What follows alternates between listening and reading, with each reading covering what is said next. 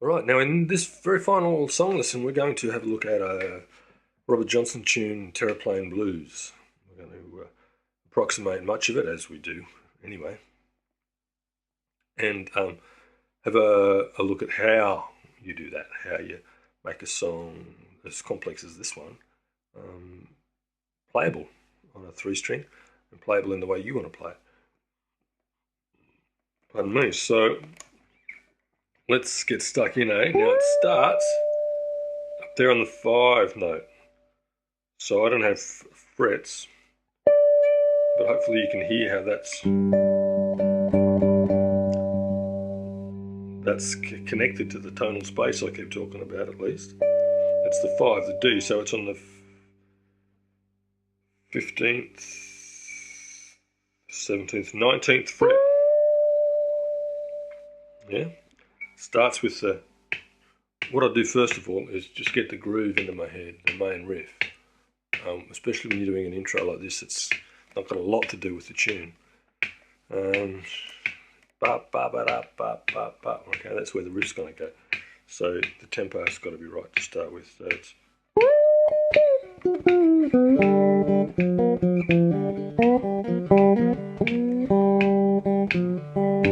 He's so lonesome, help me when I'm on.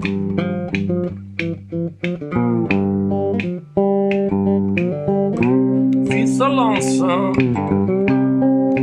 help me when I'm on.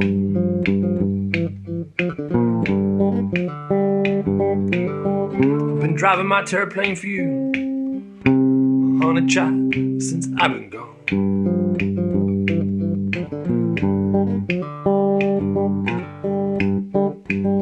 Etc. All right, let's break that down a bit, okay, so that you got something to play.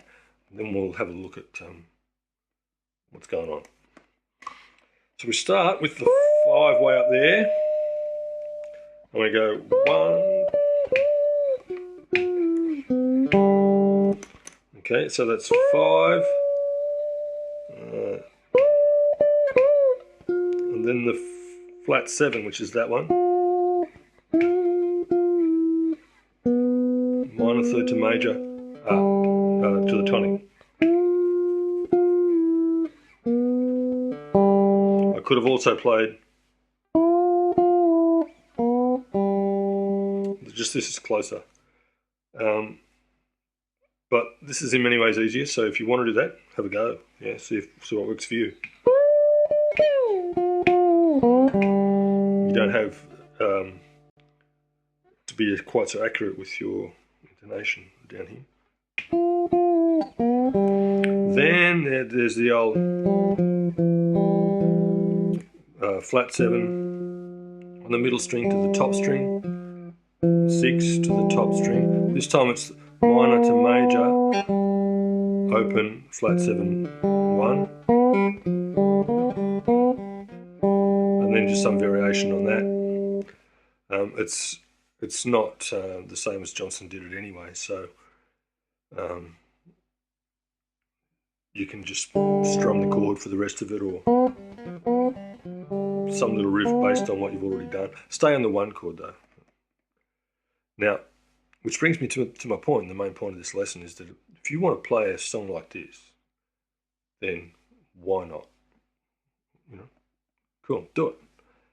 But you won't be able to play it exactly the way that Johnson played it. It's not like we're playing a cover of a song, really. It's a standard by now. You play it how you want to do it, and we're interpreting it for a very specific instrument. It's a different instrument than the one Johnson used.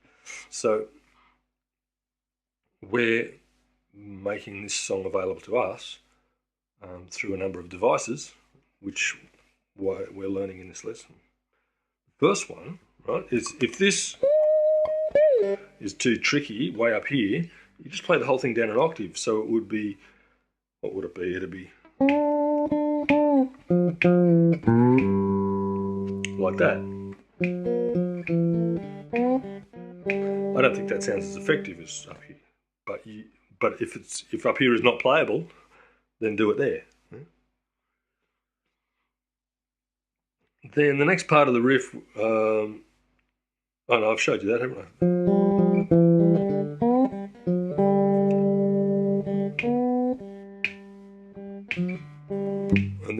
tune. Feel so lonesome.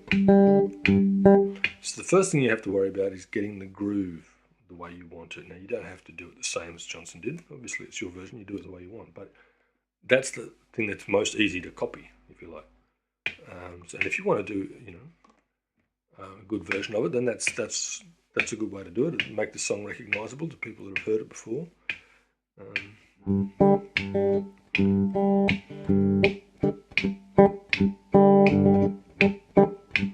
It's that sort of rhythm, isn't it? Have a listen to the original.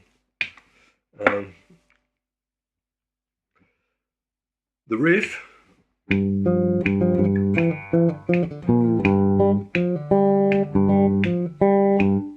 Now, again, Johnson's riff was a lot more complex than that. What I've done is picked out the part that is most obvious. Usually that's the part that moves and or the part that's on top, the highest note, if you like. In this case, I think he's playing some other stuff. Well, he is. He's this other stuff in the chord. He's playing a big full chord. But this flat 7 note, back to the 6, to the flat 7, that's the part that's moving. So that's the part we want in our riff. Yeah, so, and we can't play all of that, so I was just hitting that to see if it worked. It doesn't. So keep the bass going. Now, I don't recall that was even in the riff at all, in the original at all, but that's a tried and true little cigar box sort of move, so, and it works rhythmically, so I'm taking that one home with me, yeah? The next little part of the riff, again, we want to pick the phrasing first. Bum, bum, ba, da, bum, bum, bum. Da, da, da, da, da, da, da, something like that. And the main moving part is this 1 flat 7 1.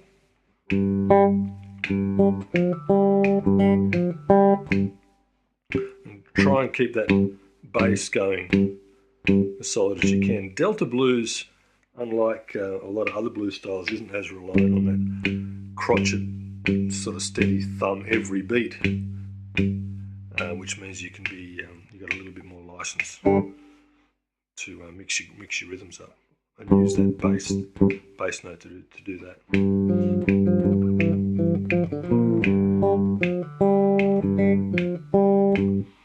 So that's the riff that I've adapted from what I could hear Johnson doing. Then what he does, not much on the 4.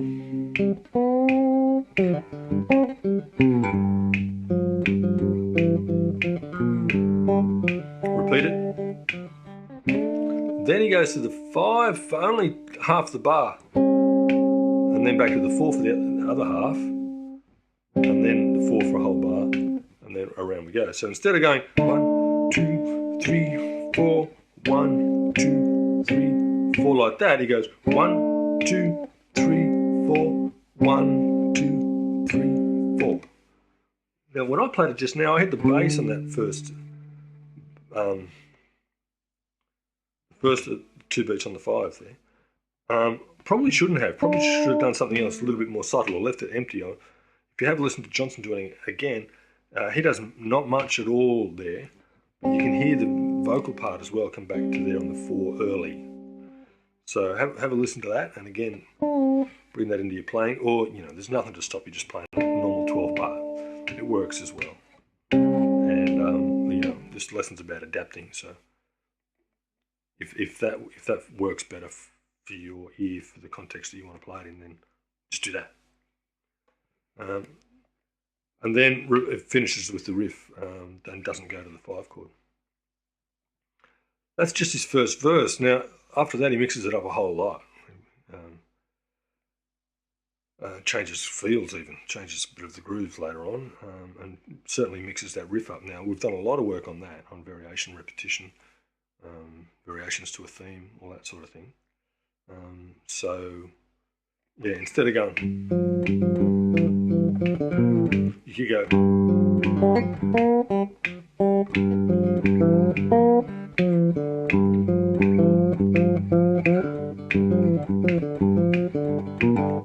those sort of ideas, yeah. And there's another tune for us to play.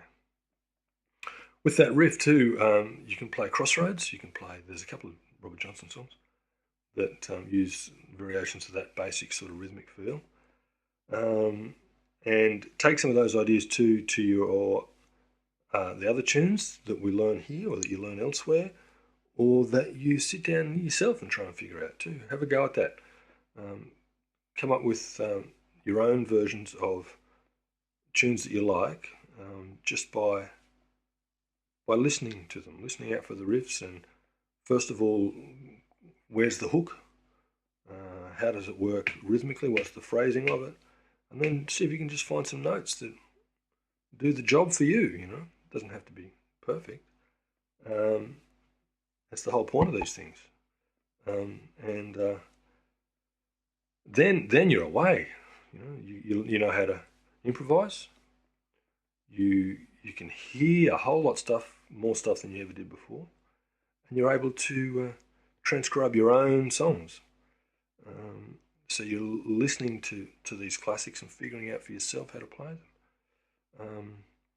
Then from there, you've got a whole lot of tools, a whole lot of inspiration to write your own things as well. So we haven't covered any of that, but we've looked at a lot of compositional techniques in all our improvising. So sky's the limit, eh? All right.